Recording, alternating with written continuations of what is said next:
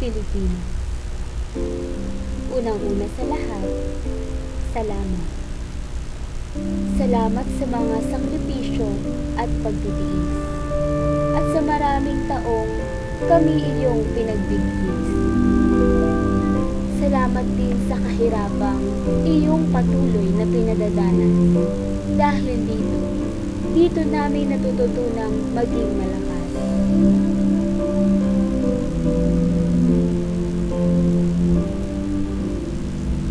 Alam namin sa bawat pagsubok na dumaraan, nandyan ka lang palagi para turuan kaming lumaban.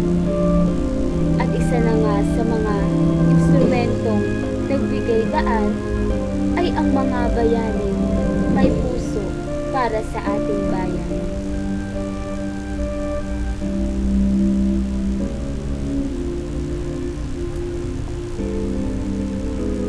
Malayo na rin ang ating nilakbay.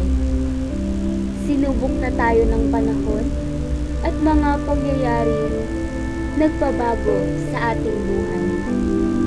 Ngunit alam natin, Pilipino lang ang hindi kayang bumigay, pagkat Diyos ang siyang lakas at maging ang ating gabay.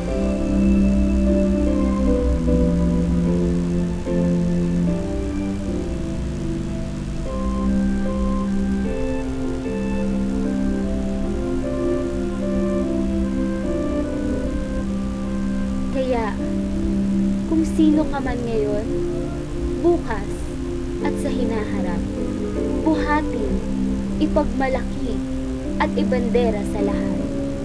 Pagkat iyan ay isang bahas at markang nakalapat sa diwa, sa isip at sa puso ng lahing Pilipinong naglilingkod ng tapat.